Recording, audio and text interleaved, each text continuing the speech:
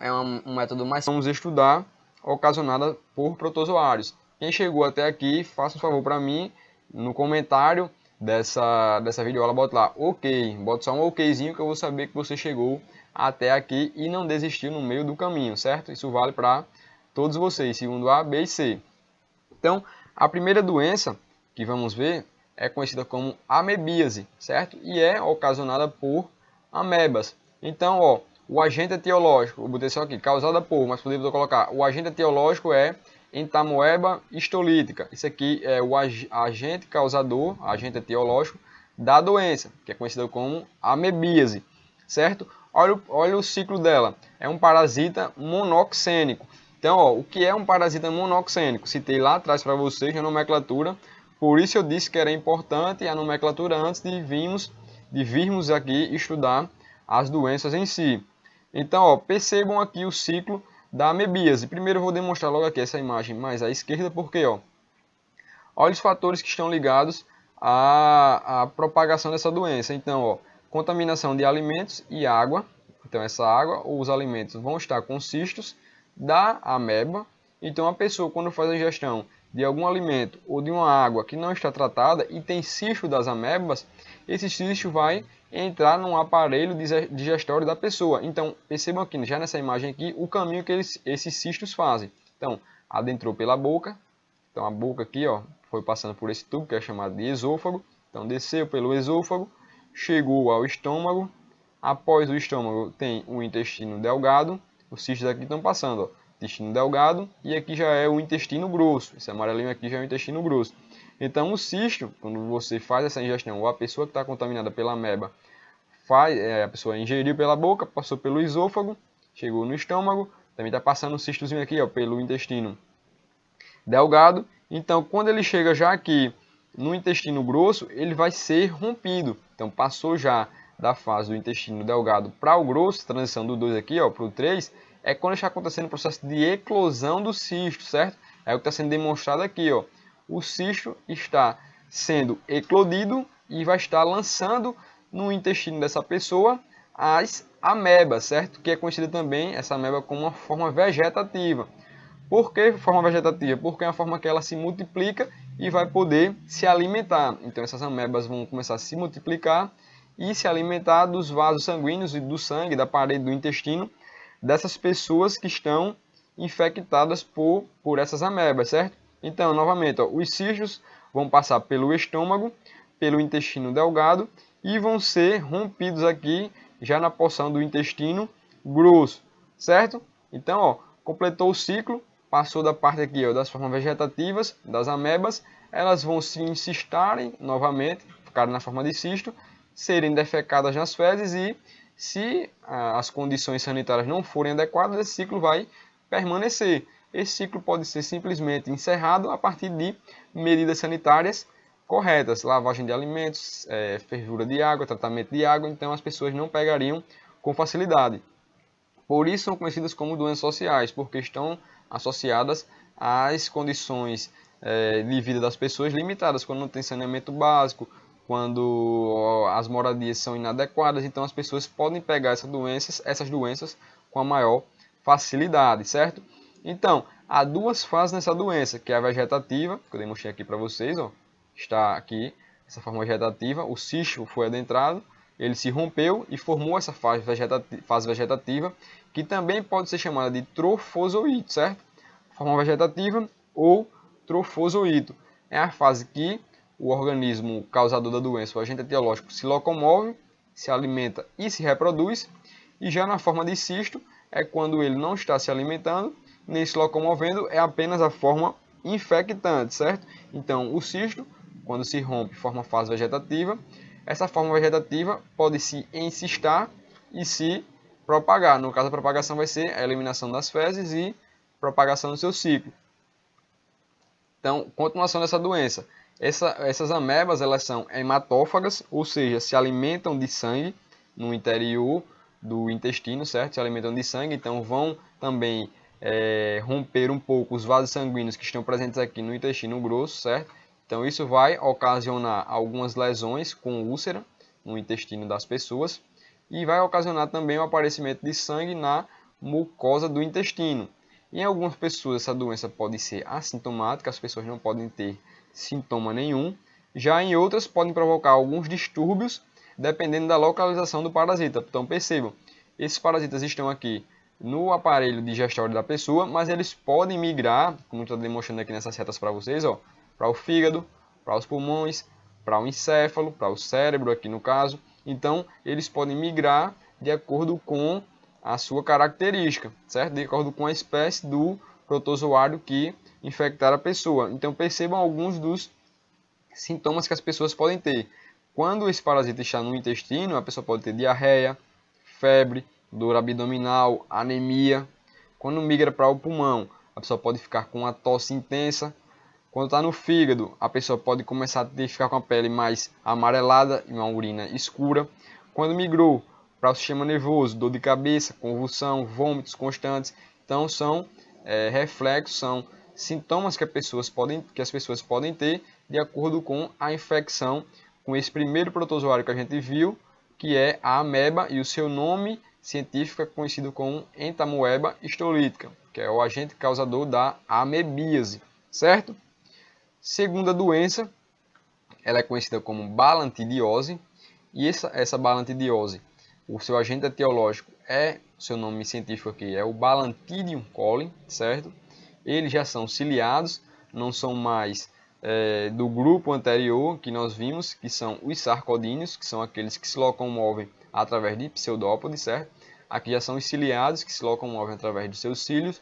E essa doença aqui, ela o seu agente etiológico é o Balantidium coli, e esse parasita é heteroxênico. Então, novamente, nomenclatura que nós vimos lá atrás, e aqui está vindo, estou falando só assim, heteroxênico. Sabem o que é heteroxênico? Não, então vejam lá atrás. Mas para facilitar para vocês, heteroxênicos são aqueles parasitas que possuem mais de um hospedeiro no seu ciclo de vida, certo? Então, apesar de ser um ciliado, ser um organismo ciliado, e ser um parasita heteroxênico, porque o seu hospedeiro pode ser tanto ser humano, como suínos, como outros primatas, como chimpanzés, gorilas, certo? Como até alguns bois podem ter, com menor incidência, mas principalmente suínos, que são os porcos, certo? Então, seu método de transmissão é bem similar ao da amebíase que nós vimos no ciclo passado, ingestão de cistos por meio de água e alimentos contaminados. Então, as pessoas vão ingerir esses cistos e ele vai se passar novamente pelo trato gastrointestinal das pessoas, boca, esôfago, estômago. A diferença da balantidiose para a amebíase com relação ao seu ciclo. Na amebíase, esses cistos iam ser desencistados, os cistos iriam dar origem a outra forma vegetativa apenas no intestino grosso. E já que na balantidiose, esses cistos vão ser desencistados, vão dar origem à sua forma vegetativa no próprio intestino delgado. Estômago, intestino delgado, intestino grosso. Na amebíase, o cisto vai dar origem à forma vegetativa aqui no intestino grosso. Já que na balantidiose, os cistos vão dar origem à forma vegetativa no próprio intestino delgado, certo? Então, o cisto vai dar origem à sua forma vegetativa, que também é conhecida como trofozoito, que é a forma que ele vai se locomover, se alimentar e se reproduzir. Aqui é um exemplo de reprodução assexuada, que é a divisão binária. Então, eles vão ser cistados novamente, formação do cisto para ser liberados nas fezes e aí poder completar o seu ciclo. Se as pessoas ingerirem alimentos ou água contaminada, esse ciclo vai se propagar de espécie de pessoa para pessoa, certo? Então, ele vai afetar o intestino grosso, com algumas das lesões semelhantes à da ameba, com sintomas, dores abdominais e diarreia, certo? E algumas das metodologias para erradicar essa doença, tanto essa como a amebíase, é a prática de saneamento básico, higienização das pessoas, cozimento dos alimentos e tratamento dos infectados. Lembrando, a principal diferença entre a balantidiose e a amebíase é que aqui no caso, esses cistos vão ser desencistados, vão dar origem à forma vegetativa no intestino delgado, e já a amebíase, esses cistos vão dar origem à forma vegetativa no intestino grosso. O agente etiológico também é diferente. Balantidiose, quem ocasiona? Balantidium coli. Quem ocasiona a amebíase? A Entamoeba histolytica, a ameba. Então, a giardíase, que possui o seu método de locomoção por flagelos, também possui uma característica bem similar às duas doenças anteriores que nós vimos, possui o seu ciclo de transmissão através de alimentos e água contaminados, certo? Com os cistos. Então, os cistos vão dar origem à forma vegetativa, que é conhecida também como trofozoídeos, que é a fase que ele vai se locomover, que esse parasita vai se locomover, se alimentar e se reproduzir. Em um dado momento, essa fase vegetativa vai se encistar novamente, vai ser liberado através das fezes e vai propagar o seu ciclo através de alimentos ou água contaminada se as pessoas fizerem a sua ingestão. Mas percebam a particularidade desse ciclo aqui. As próprias formas vegetativas também podem ser transmitidas pelas fezes das pessoas contaminadas. Porém, essas formas vegetativas, que têm por nome também trofozoídeos, elas não sobrevivem muito tempo no ambiente. Então, quando fica no ambiente, eles possuem logo, eles morrem logo, não são fáceis de sobreviver como os cistos, que os cistos são estruturas especializadas para a sobrevivência em condições adversas. Há uma particularidade aqui da giardíase. Esses cistos, quando lançados no ambiente, eles podem sobreviver até 2 meses fora. Então, fica até 2 meses fora em um ambiente e até em condições com cloro eles conseguem sobreviver. O que é frágil para eles é a temperatura. Na temperatura alta, eles não sobrevivem. Então percebam, uma pessoa está contaminada com uma dessas 3 doenças que eu sei para vocês, a Ameba, Balantidium ou giardíase. Então ela defeca perto de uma plantação de alface. Então imagina, que a alface é colhida, a pessoa não lava para comer, então ingeriu, então é infectado com alguma dessas doenças. Então daí a importância de cuidado no que você vai ingerir. Aquele exemplo do cai um alimento no chão, dá uma sopradinha e come, não é muito recomendado porque tendo um cisto, claro que é muito difícil, mas tendo um cisto desse no chão que consegue sobreviver por até 2 meses, imagina essa infecção que você pega através de um alimento contaminado, certo? Então a giardíase é ocasionada, possui o seu agente etiológico, a Giardia intestinalis ou a Giardia lamblia, certo? São parasitas flagelados, possuem o seu ciclo. São parasitas monoxênicos, certo? Porque no seu ciclo possui apenas um hospedeiro, certo? E eles vão se alojar na mucosa do intestino delgado, aqui o intestino delgado, e dificultar a absorção de nutrientes. Então, esse local do intestino delgado é no qual a gente faz a ingestão de um alimento e nele esse alimento vai ser absorvido, vai ser digerido e absorvido. Então, as pessoas que são infectadas com essa doença facilmente podem ter perca de peso, dores abdominais e diarreia constante. Então, dado alguns sintomas, faz exame, então detecta essas formas aqui, ó, o cisto trofozoíto nas suas fezes, faz um tratamento específico com um médico no hospital, certo? Então, citei para vocês 3 doenças ocasionadas por protozoários, cada uma possui um agente etiológico diferente, porém possuem semelhanças na sua forma de transmissão e também a sua profilaxia é semelhante, certo? Aqui um exemplo das profilaxias são saneamento básico, higienização, cozimento dos alimentos e o tratamento dos infectados, certo? Vamos para essa última doença de hoje. As próximas doenças vai ficar com a professora Janaína na próxima semana. Então, essa doença aqui é a mais importante, é o que cai mais em vestibular, que é conhecida como doença de Chagas, que também é um agente etiológico flagelado, certo? Possui flagelos como seu modo de locomoção. Então, essa doença de Chagas é ocasionada pelo protozoário Trypanosoma cruzi, sendo demonstrado esse protozoário aqui, o microscópio, certo? Ele é um parasita heteroxênico, pois possui mais de um hospedeiro no seu ciclo de vida. Tranquilo? Informação simples ainda até agora. A espécie transmissora da doença de Chagas é conhecida como barbeiro. Se não todos, mas muitas pessoas já ouviram falar da doença do barbeiro, certo? Quando vê um barbeiro, assim, já dá aquele medozinho de ter sido picado por ele, certo? Então, as pessoas, por que o nome barbeiro? Porque esse inseto, ele possui uma característica peculiar de picar as pessoas, principalmente no rosto. Então, perceba essa pessoa aqui, que foi infectada por esse barbeiro, foi picada por esse barbeiro, e normalmente ele pica também nessa parte das pálpebras aqui das pessoas, próxima à região do olho. Então, sempre na região do rosto, principalmente na região do rosto, por isso é conhecido como barbeiro, certo? Esse barbeiro, ele é um organismo hematófago, ou seja, se alimenta de sangue e tem hábitos principalmente noturnos. Então as pessoas estão dormindo, normalmente, na maioria das vezes, é picado por esse barbeiro, são infectadas e muitas vezes nem percebem, só quando começam a apresentar os sintomas da doença, que eu vou mostrar já para vocês quais são esses sintomas, certo?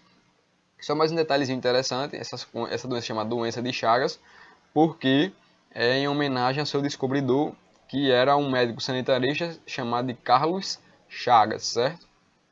Então pensem comigo, o barbeiro, que é o agente transmissor da doença de Chagas, desse protozoário, que é o Trypanosoma cruzi, para humano, esse barbeiro quando nasce, ele não nasce com esse protozoário no seu interior para infectar. Ele vai captar, ou ele vai receber isso de outro organismo, que são os reservatórios. Lembra da definição que eu citei lá atrás para vocês de reservatórios, que são ambientes no qual esse parasita pode sobreviver, se reproduzir até chegar ao seu hospedeiro. Então existem alguns reservatórios naturais desse protozoário, que é o Trypanosoma cruzi, como um exemplo, tatu, gambá, são reservatórios naturais, no qual nesses organismos esse protozoário não ocasiona mal nenhum. Então fica na corrente sanguínea desse animal, está lá presente, esse animal sobrevive normalmente, completa seu ciclo de vida de maneira natural. Então o barbeiro, que é esse inseto que se alimenta de sangue, então imagina, está numa mata, o barbeiro vai sugar o sangue de um tatu, de um gambá, então sugou, então captou esse tripanossoma para o seu interior.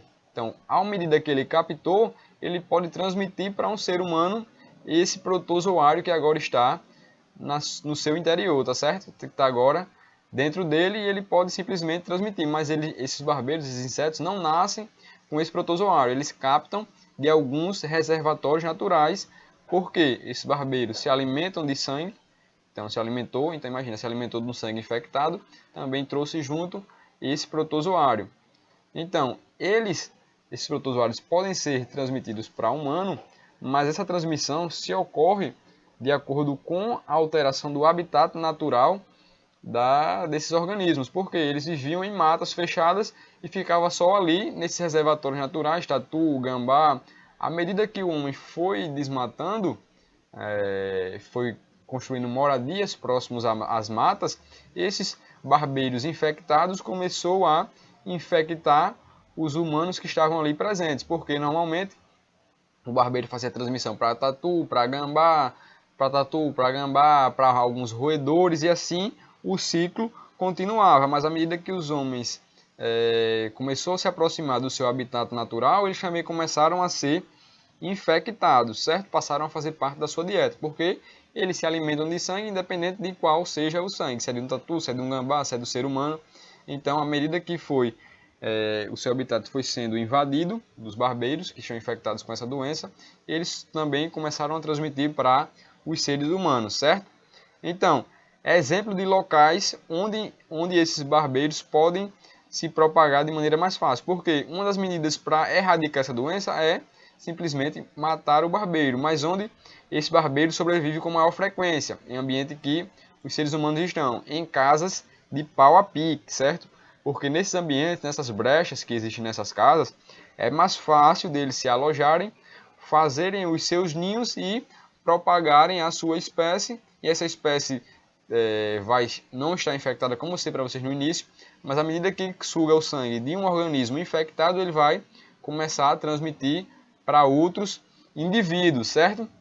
Então, com a proximidade de moradias humanas próximas ao habitat natural do barbeiro, ele começou a habitar essas moradias também, se alimentar do sangue humano e dos animais domésticos, que consequentemente essas pessoas podem ter, e começar a transmitir para esses organismos, certo? Tanto humano como também alguns animais domésticos, como cachorro e gatos. Então essa imagem aqui é para representar um mecanismo de transmissão do parasita, que aqui no caso é o Trypanosoma cruzi, que é o agente etiológico da doença de Chagas, certo? Então, esse barbeiro já foi contaminado, é o reservatório desse Trypanosoma cruzi, e ele está no seu aparelho digestório. Então, esse barbeiro, por possuir hábito hematófago, se alimentar de sangue, então vai picar uma pessoa para sugar o sangue. Mas percebam, Ele, à medida que vai sugar o sangue, ele não vai lançar esse protozoário não. É através das suas fezes, então ele está se alimentando através de sangue. Esses protozoários que estão no sistema digestório desses alimentos vai ser defecado através das fezes. Então percebam aqui, ó, as fezes desse inseto, do barbeiro, vai ser lançada na pele da pessoa. Junto das fezes está presente o agente causador da doença, que é o Trypanosoma cruzi. Então está aqui, ó, as fezes do barbeiro contendo Trypanossomos vai penetrar na pele da pessoa, do hospedeiro, e ele assim vai passar para a corrente sanguínea, podendo atingir alguns dos órgãos onde ele vai se instalar. Órgãos de preferência, como mostrei lá para vocês, alguns parasitas possuem preferência de órgãos. Aqui no caso da doença de Chagas é principalmente as células cardíacas, certo? Então, ó, possuem hábito hematófago, os barbeiros, então sugam o sangue. À medida que estão sugando o sangue, estão defecando na pele da pessoa, do animal que está sendo, que ele está usando como alimento, está sugando o sangue dessa pessoa, desse futuro hospedeiro. Então se alimentou, sugou o sangue, lançou o protozoário na pele da pessoa. Essa pele, de acordo com a picada, vai estar com uma abertura, vai ser mais fácil de adentrar. Então esse protozoário adentra pela pele da pessoa, cai na corrente sanguínea e vai migrar para alguns órgãos de preferência, como principalmente aqui nesse caso é o coração, certo? Então aqui está o ciclozinho de como ele vai contaminar um seu hospedeiro, no caso aqui o ser humano. Vamos para as formas de transmissão da doença de Chagas, que pode ser através do vetor, que é o barbeiro, que é esse inseto hematófago. Pode ser também através da transfusão de sangue, então a pessoa que está infectada, e se for doar sangue, fazer uma transfusão de sangue, for fazer uma doação de sangue, não for checado pelo banco de sangue e tiver ali presente as formas infectantes, lembrando, qual é a forma infectante? Forma tripla ou mastigota, certo? Então essa forma infectante está presente no sangue, esse sangue vai ser doado para outra pessoa, fazendo a transfusão de sangue, e a pessoa pode ser infectada assim, por isso é necessário sempre um controle dos locais de doação de sangue. Também pode ser transmitido através da placenta da mãe para o filho, também com acidentes laboratoriais. Então pensem, um pesquisador está trabalhando com essa doença no laboratório, quebrou um frasco de vidro, ele se cortou e esse sangue entrou em contato com o dele, ele pode também ser infectado, como também através do transplante de órgãos. Uma pessoa está precisando de um coração, então vai transplantar de um coração de uma pessoa para outra, sendo que esse coração que vai ser transplantado tem essas formas infectantes, está contaminado pela doença de Chagas. Então a pessoa que vai receber também vai receber essa doença, de brinde, né, digamos assim. Mas isso é muito difícil de ocorrer, tanto nessa parte de transplante de órgãos como na transfusão, porque tem sérios critérios para selecionar aquele sangue que vai ser doado, como também o órgão que vai ser transplantado, certo? Uma forma bem curiosa de transmissão que foi detectada da doença de Chagas foi em Santa Catarina, em 2005, que foi através da ingestão de caldo de cana. Em 2007, no Amapá, através do suco do açaí, provocou surtos da doença de Chagas. Podem até pesquisar isso aí no Google, facilmente vocês vão encontrar, porque ambas as bebidas estavam contaminadas por barbeiros que foram triturados na moagem. Então imaginem, um local lá que não é muito confiável, tanto a cana como o açaí foi feito esse suco do açaí e o caldo de cana com barbeiros em seu interior. Então pensem, a pessoa tomou o suco, ingeriu o suco do açaí e o caldo de cana contaminado com esse barbeiro que estava com as formas infectantes. As pessoas começaram a pegar a doença de Chagas através dessa forma de transmissão aí, ó, do suco do açaí e da caldo de cana, porque não teve sérios critérios de seleção da matéria-prima desses alimentos. Então é importante também selecionar corretozinho o local que vocês vão se alimentar. Então, ó, sobre a manifestação dessa doença de Chagas, o seu período de incubação é de 1 a 2 semanas, certo? Após esse período de incubação, que é o período no qual esse parasita entra no corpo do hospedeiro e começa a demonstrar os primeiros sintomas, as pessoas podem ter febre, mal-estar, dor de cabeça, falta de apetite, outras características, inchaço no rosto, no caso aqui nos gânglios, mais próximo da maxila aqui da pessoa. Taquicardia, mudança no batimento cardíaco, de uma hora para outra a pessoa começa a perceber o coração acelerado, o coração lento demais, manchas avermelhadas na pele, irritação na pele, dor no corpo. Então o importante é quando a pessoa sentir algum sintoma estranho, e esse sintoma perdurar por um período de tempo, a pessoa vai no médico fazer exames para verificar o que está acontecendo, porque alguns sintomas desses podem ser uma doença de Chagas.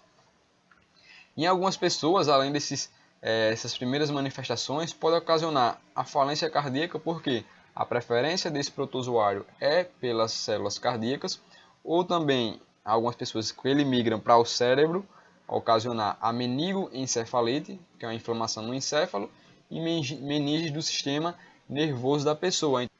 Por isso é necessário sempre estar consciente do que está anormal no seu corpo. Quando tem alguma anormalidade, procurar um médico e fazer exames rotineiros. Então, pessoas que apresentaram, às vezes, alguns desses sintomas e não deram a devida importância para a doença e fez, é simples, não vou nem fazer exame. Sabe nem o que é. Então, sabe-se que já tem conhecimento que algumas pessoas pensaram que estão curadas. Aqui teve aquilo ali, nem deu atenção.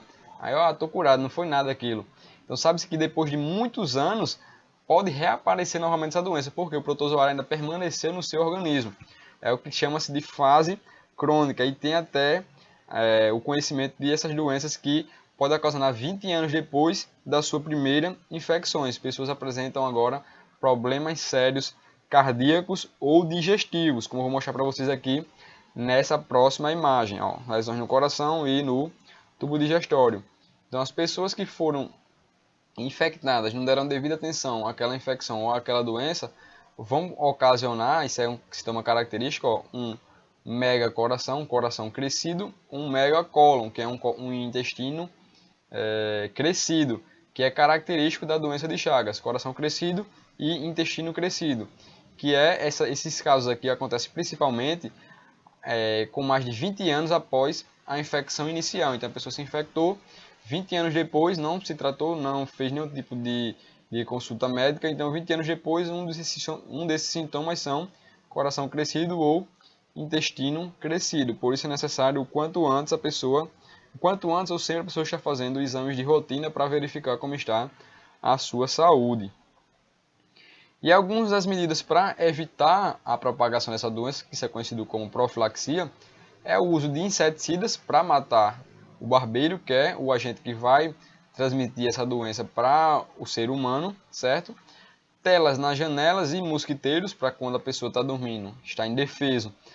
Esse barbeiro não venha a sugar o seu sangue, porque ele é hematófago, e nem defecar, porque o perigo dessa doença não está em ele sugar o seu sangue, é em ele defecar na sua pele, porque quando ele defeca aqui, o protozoário vai atingir a sua circulação sanguínea e, consequentemente, migrar para os tecidos. Também outra condição de profilaxia é a melhoria das moradias, porque moradias que têm frechas nas paredes são um local ideal para a reprodução desses barbeiros, que são as espécies transmissoras da doença, certo? Que pega e vai ingerir o protozoário e transmitir, podendo transmitir para várias pessoas. Como também a fiscalização dos bancos de sangue e de doadores. Como nós vimos, um dos métodos também de infecção é através da transfusão de sangue ou através do transplante de órgãos que estejam infectados. Então é necessário também fiscalização dos bancos de sangue e dos doadores. Pessoal, informação importante para vocês é que a doença de Chagas tem cura, porém é necessário que o diagnóstico seja precoce. O quanto antes o tratamento for iniciado, maior é a chance das pessoas se curarem, certo? Quanto maior o tempo da infecção, menor é a chance de cura. Porque as pessoas que só com 20 anos após, que foi o que eu demonstrei para vocês, as pessoas com coração crescido, com intestino crescido, forem começar o tratamento, é muito difícil que essa doença seja eliminada dessa pessoa. Então, quanto mais cedo, melhor o tratamento e mais chance da pessoa ser curada, certo? Então, pessoal, finalizamos aqui a nossa aula de hoje. Peço para que vocês utilizem as duas aulas do dia de hoje para o estudo especificamente desses conceitos que eu passei hoje para vocês, tanto as nomenclaturas na parte inicial, como essas primeiras doenças ocasionadas por protozoários. Lembrando, anotem tudo no caderno, copiem tudo direitinho. Qualquer dúvida, entre em contato comigo. Se não tiver o meu número, peça a professora Janaína para o segundo B e C. Segundo A, todos têm o meu contato, estou no grupo da turma. Entre em contato comigo, se não entendeu qualquer conceito ou qualquer dúvida que surgir, certo? No turno da tarde vou estar colocando um exercício. Façam com cuidado, não façam de todo jeito. Assistam a videoaula para poder tirar uma nota boa nesse exercício, porque é muito simples. Tudo que eu falei aqui tem no exercício no turno da tarde, certo? Então, espero que vocês tenham desfrutado dessa aula. Até logo!